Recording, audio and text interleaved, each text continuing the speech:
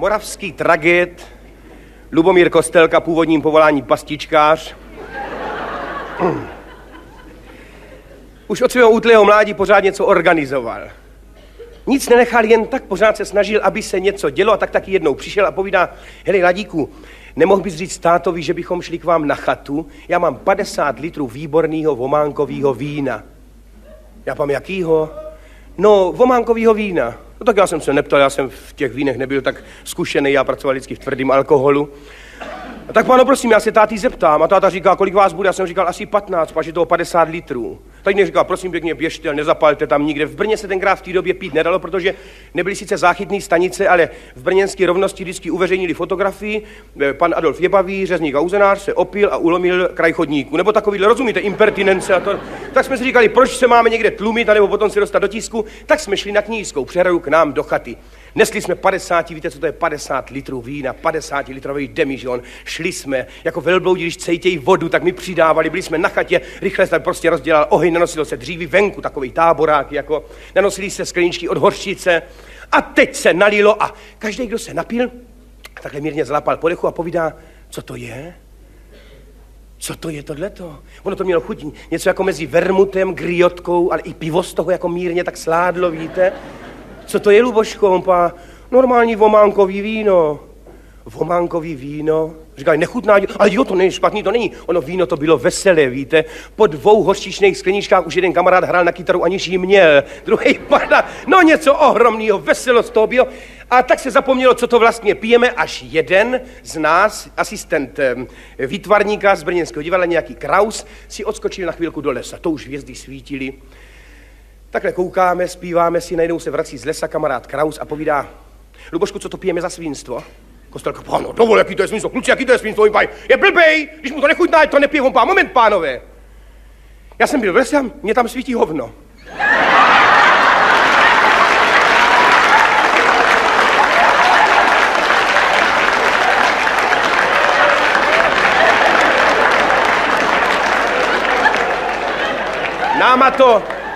Náma to otřáslo zaprvé, protože Kraus byl jinak velice slušný člověk, takhle se nikdy nevyjadřoval.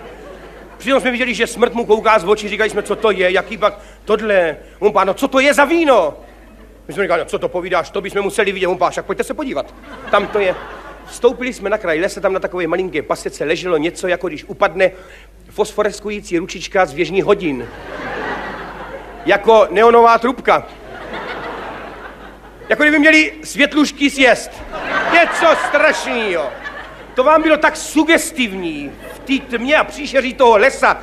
My na to koukali a povídáme, no to je zajímavý, ono to skutečně svítilo. Něco ohromného. A teď to začalo. No Lubošku, co to pijeme tohle, protože v té době probíhaly různý procesy. Jak Eisenpoňáci tam nebo támhle si mysleli, že prostě vyzrají na československý dráhy, viděli smrti hlava na cisterně, řekli si, a to vám tak zbaštíme, tam bude jistě lík, on tam byl dřevitej, potom oslepli, že jo? Teď my jsme nemohli poznat, jestli slepnem, pač tmavilo jako v pytli, nic jsme neviděli stejně. Co to je, Lubošku, za víno? Jaký pak vománkový? Najednou jsme všichni viděli, že to nikdo nikdy neslyšel. On páno vománkový, to je tak, podívejte se, mýmu strýci, který má vinohrad, skysalo víno.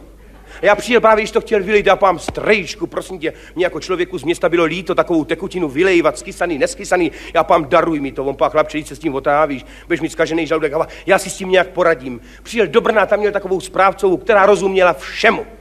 A povídá, pane Kostelka, to je jednoduchý. Do skysaného vína se musí naložit léčivý byliny, víte? Ono to stáhne tu kyselost a potom je to víno. Eňo, povídá, dáte mi ochutnat? On pá, samozřejmě. Šel, zháněl, povídá, ale žádný byliny jsem nesehnal, sehnal jsem jenom vománkovej keřík na revma, co se obalujou nohy tím. Pá, ale nebylo to špatný, dal jsem toho tam víc, zase jako, abych to vynahradil, že nejsou, a ono mi to zželatinovalo. Tak jsem skočil ke kolegům na farmacii, co študovali, ty mi dali čistý líh, já to zase rozředil, že jo? Zase to bylo moc řídky, zase do toho vománka. A tak z toho vzniklo z těch 30-50 litrů. Proto ty zvláštní chutě. Víte, ale jinak je to, pánové, nezávadný. Nikdo pá, závadný, nezávadný. Co když přijem k lékaři, už bude pozdě a ztratíme zrak. To chce doktora, okamžitě teď. Je tady někde na blízku lékař, a pám, je takovej trochu nelidumil. Doktor Znamínko, tady má chatu kousek, ten nesnáší vůbec nic. Ten nesnáší, že je tady přehrada, že my tady máme taky chaty a teď já tam k tomu člověku v noci mám jít, kvůli tomu, že mi tady pijem nějaký svinstvo, on pak nedá se nic dělat, první pomoc je první pomoc. Tak já dost neochotně jsem šel, zabouchal jsem na tu jeho chatu tam u toho doktora Znamínka, tam se ozvalo, co tady tam zavolá tohleto v noci, pane doktore, tady je menší, on pá, to je mi jedno v noci, já jsem pá, pane doktore, prosím pěkně, první pomoc. On pá, jaká první pomoc, já pám, my pijeme nějaký zvláštní víno, bojíme se, že to je dřevitej líh, protože kamarádovi z tohohle se svítí stolice. A on pá, co to povídáte, z chlastu můžou svítit jedině oči, kamaráde. To porád přes dveře. Je noc, v noci se spí, ale jemu to nedalo, protože byl lékař a věděl, že první pomoc musíme poskytnout svýmu spolubližnímu, zvlášť, že jsme lékaři, že ano? Jak říká Šterce, milostivá paní, samozřejmě, já jako promovaný adept Červeného kříže vás prohlídnout můžu, ovšem léčit ještě nesmím, že ano? A on byl lékař navíc. Tak mu to nedalo, oblík se a šel tam se mnou. No i na něj to zapůsobilo velice tedy otřesně. 14 mužských jak funebráků stojí na pasece a uprostřed něco divného. On kterou celou cestu mě vyvracel, že nemůže nic prostě z alkoholu svítit, kromě očí. Tam zůstal, stuhnul a povídá, víte, že jo, skutečně svítí. Všichni říkají, my na to, pane doktore, už půl hodiny koukáme a nepřestává.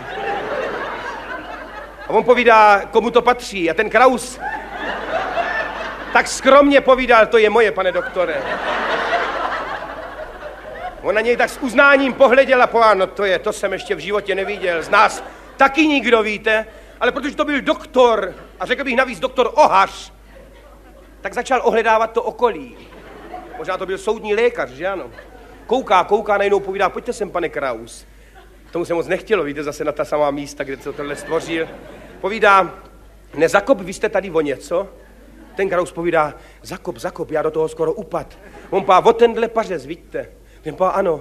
On pá, podívejte se, to byl strouchnivělý pařez, víte? A on, když ho vzal a jen do něj dejch, tak ten pařez sám od sebe fosforeskoval, natož potom, když dostával tolik tepla z dola. A ten doktor z radosti, že nepijeme dřevitej líh, že není potřeba žádného lékařského zákroku, šel s náma ochutnat to vománkový víno a skutečně druhý den nejen nám, ale i jemu z toho chlastu svítily veselé oči.